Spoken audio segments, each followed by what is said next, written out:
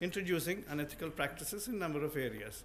So now we have a mixed system in which we have a poorly resourced and underperforming public sector with a loose cannon in the form of a private sector, which needs again to be integrated in some meaningful way in the manner that Brazil has done. So, and of course, we did have our neoliberal economic policies as well in the 90s, which further diminished the attention being paid to or the resources allocated to the public sector, and that resulted further in the decline of the public sector over the years. Now, suddenly we have seen some revival of the public sector, at least through the National Rural Health Mission.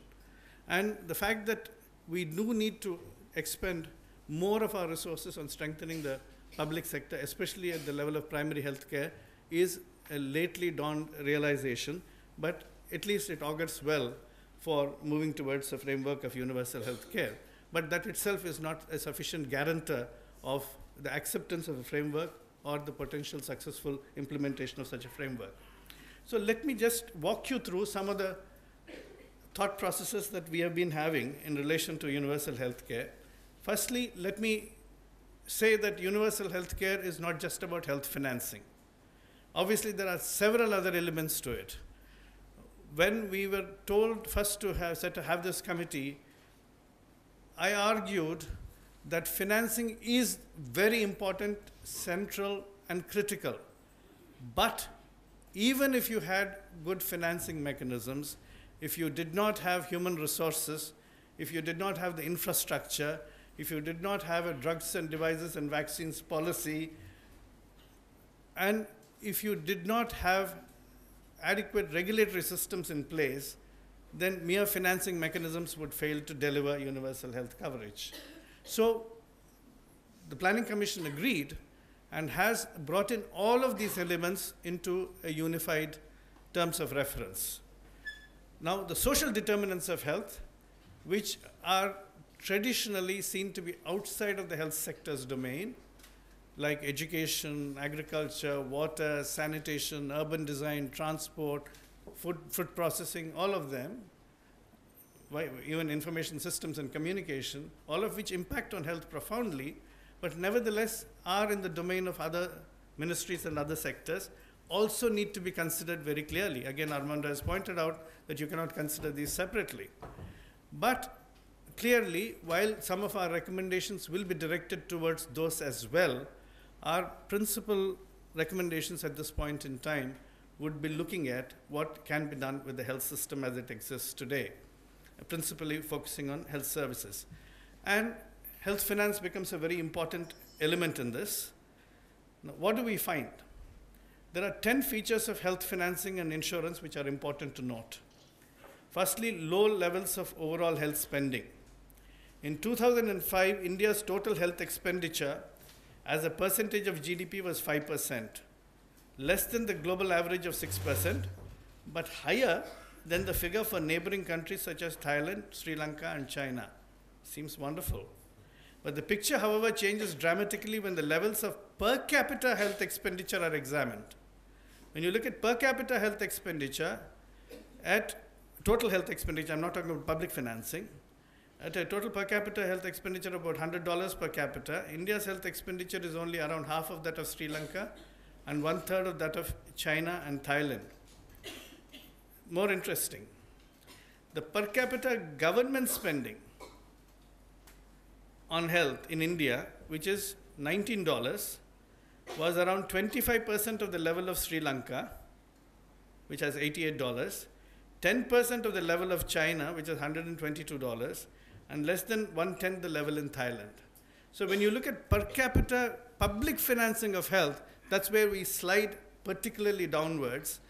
And in 2004, 2005, the government expenditure, including external assistance, accounted for 22% of the total health spending. That means 78% is non-governmental spending.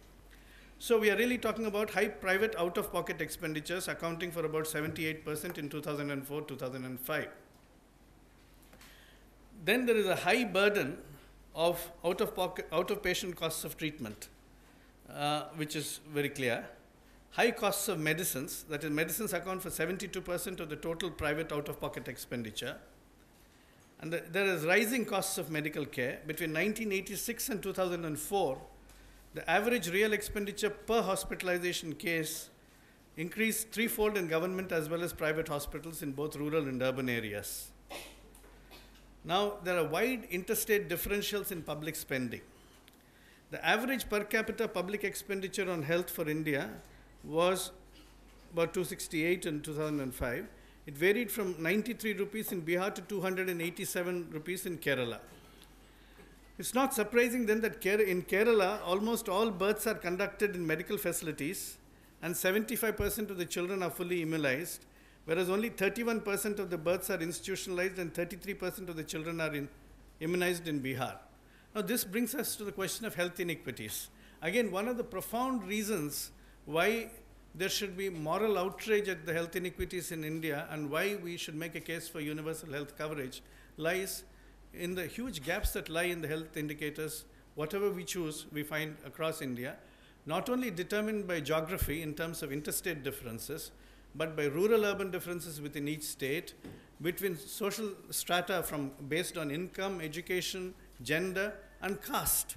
So whatever the indicator you pitch into your analysis, you'll find that invariably all of them will show wide variation based upon, any health indicator will show wide variation based upon each of these social determinants.